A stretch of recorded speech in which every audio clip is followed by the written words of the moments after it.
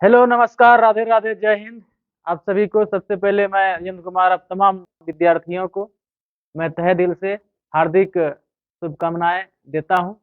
चलिए, आज का जो एपिसोड जय हिंद श्री श्रृंखला 8 है, उसको हम लोग बारी बारी से देखेंगे। चलिए, आज का हम लोग पहला क्वेश्चन देखते हैं और पहला क्वेश्चन यहाँ पे स्क्रीन पे आ चुका है।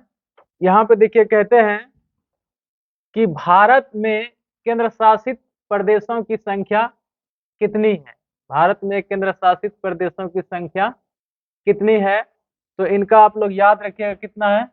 8 है। कितना है? 8 है। 8 है। कौन कौन है? देखिए, हम लिख देते हैं। सबसे पहले एक नंबर पे याद रखिएगा, कौन है भाई? लद्दाख।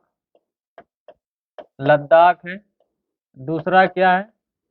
दूसरा है जम्मू एंड कश्मीर। जम्मू एंड कश्मीर, ठीक है, जम्मू कश्मीर जिसको बोलते हैं आप लोग, कश्मीर।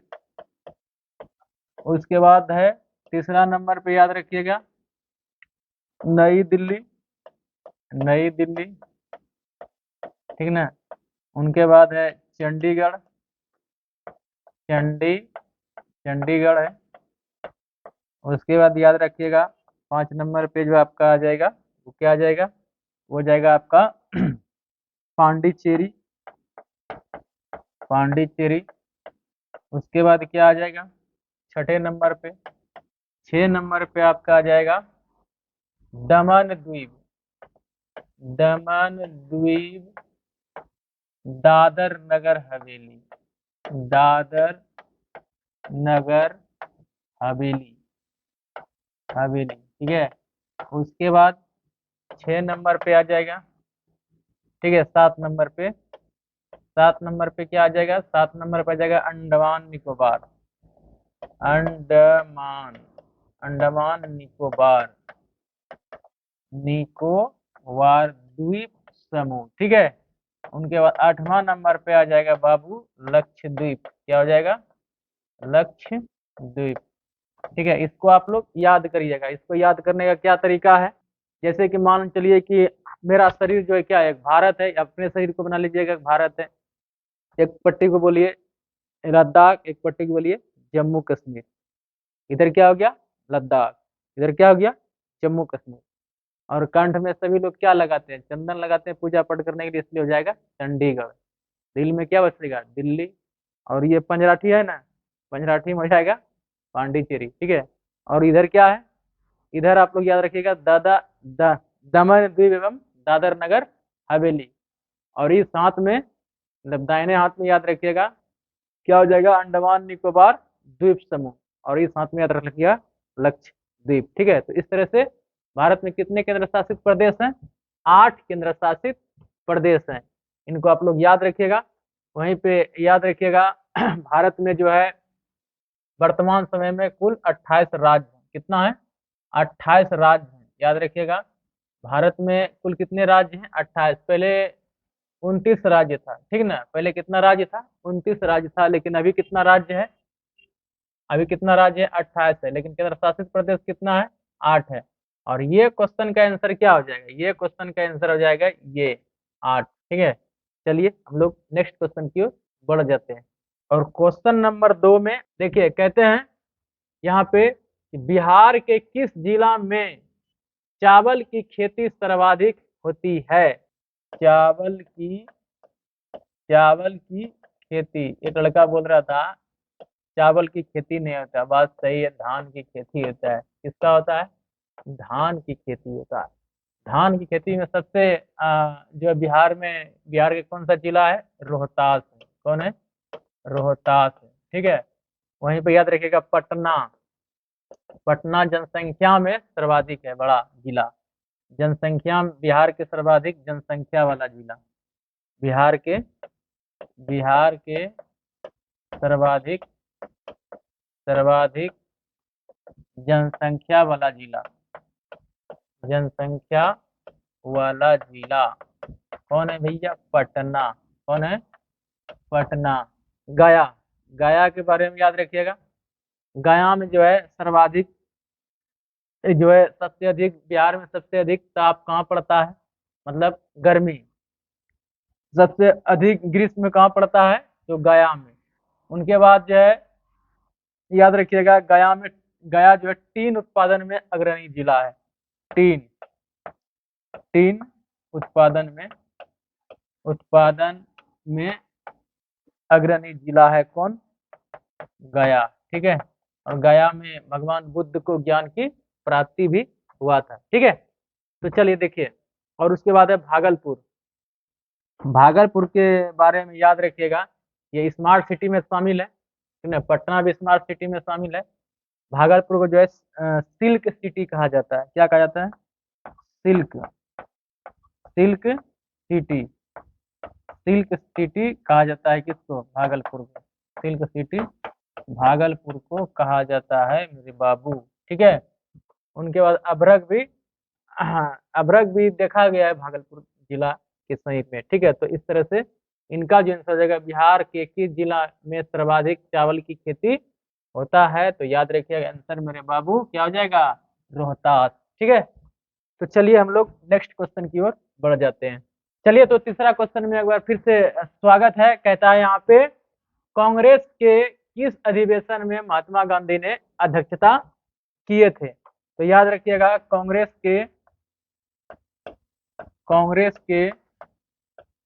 1924 के बेलगांव अधिवेशन बेलगांव अधिवेशन अधिवेशन बेलगांव अधिवेशन की अध्यक्षता किसने किया था? तो महात्मा गांधी ने किया था। किसने किया था? महात्मा गांधी ने। किसने किया था? महात्मा गांधी ने किया था। उसके बाद आइए सूरत। कांग्रेस के सूरत अधिवेशन कांग्रेस के सूरत अधिवेशन सूरत अधिवेशन अधिवेशन सूरत अधिवेशन कब हुआ था भाई? तो याद रखिएगा 1907 में। यहीं पे कांग्रेस में जो है पहली फूट पड़ी थी, जहाँ पे नरम दल और जो है गरम दल जो है बना था। ठीक है। तो किसके अध्यक्षता में किया गया था? रास बिहारी बोस। रास बिहारी रास बिहारी बोस रास बिहारी बोस के इसने अध्यक्षता किया था। बम्बई अधिवेशन, ठीक है ना, बम्बई अधिवेशन जो है पहला हुआ था। ठीक ना, पहला कब हुआ था? 1885 में। कांग्रेस के प्रथम अधिवेशन, ठीक ना, प्रथम अधिवेशन अधिवेशन कब हुआ था? कांग्रेस के प्रथम अधिवेशन हुआ था 1885 में हुआ था। ठीक ना। भूमेश चंद्र बनर्जी, समझ रहे ना। उनके बाद है लाहौर। लाहौर याद रखिएगा, 1929 लाहौर अधिवेशन होता है। लाहौर अधिवेशन होता है, यहीं पे जो है पूर्ण स्वराज की मांग करते हैं जो है जवाहरलाल नेहरू जी ने। ठीक ना। तो चलिए इस तरह से हम लोग नेक्स्ट क्वेश्चन की ओर बढ़ जाते हैं। कहता है, भारत के किस मूल्य के नोट पर मंगलयान का चित्र अंकित किया गया है? तो याद रखिएगा, मंगलयान का चित्र जो है 2000 के नोट पर, रुपए 2000 के नोट पर जो है भैया, 2000 के नोट पर क्या है? मंगलयान का चित्र है। ठीक है, मंगलयान का चित्र है। मंगलयान का चित्र है। उसके बाद देखिए, उनके बाद देखिए मंगलयान का जो है चित्र है। मंगलयान का क्या है? चित्र है। ठीक है, मंगलयान का चित्र है। मंगलयान का चित्र है। ठीक है। उनके बाद याद रखिएगा, रुपए 100 पर, रुपए 100 पर क्या है? रानी की बाव। रानी की बाव कहेगा, रानी का बाव क्या? ये स्विमिंग पूल है। क्या है? Swimming pool. वो राजा महाराजा के समय बनता था, उसी का नाम है रानी की बाव। ठीक है। 500 रुपए, 500 रुपए पे किसका चित्र अंकित है? तो याद रखिएगा, लाल किला। किसका है? लाल किला। लाल किला। तो इसका आंसर क्या हो जाएगा? 2000 के नोट पर। भारत के किस मूल्य के नोट पर मंगलयान का चित्र अंकित है? 2000 के नोट पर। चलिए हम लोग नेक्स्ट क्वेश्चन की ओर बढ़ जाते हैं। भारत के किस राज्य में सर्वप्रथम सूर्योदय होता है? तो याद रखिएगा, भारत के सर्वाधिक पूर्व में कौन सा राज्य है भैया? तो याद रखिएगा अरुणाचल प्रदेश। तो यहीं से क्या होता है? सूर्योदय होता है। असम के बारे में चलिए जानते हैं। असम, असम यह भी पूर्वी राज्य है। असम ये भी पूर्वीय राज्य है, ठीक ना? क्या है ये? भारत के, भारत के पूर्वी राज्य है। पूर्वी राज्य, पूर्वी राज्य। यहाँ का फेमस क्या है पता है आप लोग को? यहीं का एक नृत्य है बिहू। क्या है? बिहू। बिहू एक नृत्य है जो फेमस है। उनके बाद याद रखिएगा चाय सर्वाधिक यहीं होते हैं। चाय सर्वाधिक यहीं होते हैं। सर्वाधिक यहीं होते हैं। चाय सर्वाधिक यहीं होते हैं, ठीक ना? उनके बाद तमिलनाडु। तमिलनाडु, तमिलनाडु जिसकी राजधानी कहाँ है भैया? ये है चेन्नई। कहाँ है? चेन्नई है। राजधानी कहाँ है? चेन्नई है। उसके बाद उसके बारे में याद रखिएगा, ये दक्षिण भारत का राज्य है। क्या है? दक्षिण भारत का राज्य है। यहाँ पे प्राचीन मंदिर जो है सर्वाधिक है तमिलनाडु में, ठीक ना? प्राचीन मंदिर क्या है? सर्वाधिक है। और यहाँ पे जो है बहुत सारे परमाणु बिजली घर भी यहाँ तमिलनाडु में है ना? जैसे कि कुडनकुलम, ये सब यहीं पर है। उनके बाद कुडनकुलम तमिलनाडु में। एन्नौर बंदरगाह यहीं पे है। क्या है? एन्नौर बंदरगाह। एन्नौर बंदरगाह क्या पूछेगा तो कहाँ है? तो आप लोग बोलिएगा तमिलनाडु राज्य में। गुजरात, कौन नहीं जानता है गुजरात को, ठीक ना? गुजरात की राजधानी कहाँ है? गांधीनगर। कहाँ है? गांधी, गांधीनगर है। गांधीनगर। समझ गए ना बात को? और गुजरात में एक फेमस याद रखिएगा क्या है? फेमस में याद रखिएगा कांडला बंदरगाह यहीं पे है। क्या है? कांडला, कांडला बंदरगाह कहाँ है? यहीं पर है। कांडला बंदरगाह यहीं पर है, ठीक है? उसके बाद याद रखिएगा मेरे दोस्त, उसके बाद है अरुणाचल प्रदेश के बारे में तो बता ही दिए। और गुजरात आज से नहीं, शुरू से ही बिजनेस पे ही रहा है। सिंधु सभ्यता के काल से ही बताओ गुजरात में क्या था? बंदरगाह था। इसीलिए आज गुजरात विकास कर रहा है, अच्छा कर रहा है। अच्छा है भारत के लिए। चलिए हम लोग नेक्स्ट क्वेश्चन की ओर बढ़ जाते हैं। बस्ती में आग लगना कैसी आपदा है? मान ले जैसे बस्ती में आग लग जाता है तो ये कैसी आपदा बोली जाती है? तो कौन सी आपदा मानवीयगा? पहला कहता है प्रकृति। क्या भगवान ने लगाते हैं बस्ती में आग? हैं? भगवान ने नहीं लगाते हैं। जंगल रहता, क्या रहता? जंगल रहता। चलिए भाई पेड़ जो है एक दूसरे से टकरा उकड़ा करके लग गया तो उसको आप प्राकृतिक बोलिएगा। लेकिन कहता है बस्ती में। कहाँ कहता है? बस्ती में। तो बस्ती में कहता है तो इसका आंसर जो हो जाएगा ना, ये हो जाएगा आपका मानवीय आपदा है। क्या है? मानवीय आपदा। बहुत सारे किताब में लिखल रहेगा दोनों आंसर, लेकिन आपको दोनों नहीं बोलना है। कहिए काहे सर? हम कहे ऐसे बाबू, देखो कहता है बस्ती में आग लगना कैसी आपदा है? तो हम कहेंगे देखो प्राकृतिक है। प्राकृतिक का मतलब क्या है? कि जो ईश्वर लगा, ईश्वर जो कार्य करेगा। जैसे देखो पेड़ पौधा किसने बनाया? ईश्वर ने बनाया। किसने बनाया? ईश्वर ने बनाया। क्या आग ईश्वर लगाएगा? वो काम है बस्ती में? नहीं ना। बस्ती में तो मानवीय द्वारा होगा। या तो आप घूर तपने जाइए, उसमें आग लगेगा, या तो फिर जो है किसी प्रकार का, जैसे गर्मी के दिन में सर्वाधिक जो है आग लगते हैं घरों में। इसका रीजन क्या है?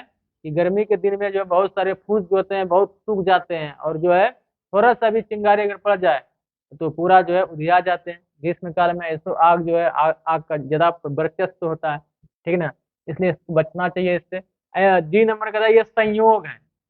देखिए अब आग लग रहा है, ये संयोग नहीं ना है। लेकिन उसमें नहीं, लेकिन आप लोग को याद रखना है बस्ती में आग लगना कैसी आपदा है? तो आपको लिखना है मानवीय। क्या लिखना है? मानवीय लिखना है। प्राकृतिक का मतलब आप लोग जान लीजिएगा, प्राकृतिक का मतलब हुआ जो ईश्वर करते हैं। जो ईश्वर करते हैं। ईश्वर करते हैं। कौन? ईश्वर करते हैं। ईश्वर करते हैं। ईश्वर करते हैं। और मानवीय जो मानव करते हैं, मानवीय घटना या मानवीय कार्य, समझ रहे ना, जो मानव करते हैं, मनुष्य करते हैं, ठीक ना। तो इसका आंसर हो जाएगा मानवीय क्रिया। चलिए नेक्स्ट क्वेश्चन की ओर हम लोग बढ़ जाते हैं। वाह भाई वाह, बड़ा परफेक्ट क्वेश्चन है। कहता है संस्कृत व्याकरण का जनक कौन है? तो याद रखिएगा पाणिनि। कौन है भैया? पाणिनि है। पाणिनि के जो है ग्रंथ में जो है संस्कृत व्याकरण का जो है उल्लेख है, और पाणिनि को ही संस्कृत व्याकरण का जनक माना जाता है। संस्कृत व्याकरण का जनक, व्याकरण व्याकरण का जनक जो है किसको माना जाता है? पाणिनि को माना जाता है। किसको माना जाता है? पाणिनि को। भारतेंदु हरिश्चंद्र को हिंदी साहित्य का जनक, हिंदी हिंदी साहित्य, पूछेगा आपसे प्रश्न, हिंदी साहित्य का जनक कौन है? तो आप लोग बोलिएगा भारतेंदु, भारतेंदु हरिश्चंद्र, हरिश्चंद्र, ठीक ना, हरिश्चंद्र बोलिएगा, हरिश्चंद्र बोलिएगा, ठीक है। और मनु के बारे में याद रखिएगा, ये है प्राचीन भारत के विधि निर्माता। प्राचीन प्राचीन भारत के प्राचीन भारत के विधि निर्माता कौन है भैया? कहिएगा मनु है। कौन है? मनु है। और पतंजलि, देखिए योग योग सूत्र, योग सूत्र के प्रतिपादक, योग सूत्र के प्रतिपादक कौन है? पतंजलि है। रामदेव बाबा देखते हैं क्या लिखता है? पतंजलि, सब कुछ पतंजलि, मूड होने वाला पतंजलि, खाने वाला तेल पतंजलि, लिखने वाला कॉपी पतंजलि। योग सूत्र के जनक किसको आता है? पतंजलि को। तो याद रखिएगा संस्कृत व्याकरण के जनक कौन है? तो पाणिनि है बंधु, ठीक है। चलिए हम लोग नेक्स्ट क्वेश्चन की ओर बढ़ जाते हैं। वाह भाई वाह, इसी भाषा के लिए तो पूरा जो है बवाल मच गया था। कहाँ पे? श्रीलंका में। श्रीलंका की एक कहानी है जो कि बहुत लंबा कहानी है, जो कि यहाँ पे याद रखिएगा श्रीलंका में एक तमिल भाषी क्षेत्र थे। श्रीलंका का अगर हम मैप के सहारे देखते हैं, देखिएगा श्रीलंका इस टाइप में है, और देखिएगा श्रीलंका जो है, श्रीलंका में एक तरफ बोले जाते हैं सिंगली भाषी। देखिए एक तरफ बोले जाते हैं सिंगली भाषी। कौन भाषी? सिंगली, सिंगली भाषी, सिंगली भाषी लोग थे। और एक तरफ थे तमिल भाषी लोग। कौन लोग थे? तमिल भाषी लोग थे। तमिल भाषी लोग थे, ठीक ना, तमिल भाषी लोग थे। इसी में एगो प्रभाकरण नाम करके था। कौन था? प्रभाकरण, जो कि तमिल का जो है